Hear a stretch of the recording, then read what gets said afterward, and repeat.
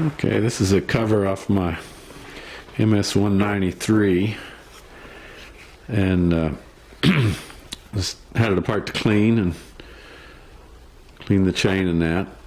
And what I found was that this brake band had been running out of position, and you can see that the plastic has kind of gotten hot there, and there's some polish marks there. And I thought, well, I'll kind of clean that up a little bit. So I scraped off the melted plastic from the back side of the band, and then when I got it back together, I noticed that it would just keep slipping back into that position because the the shoulder that brake band rides on,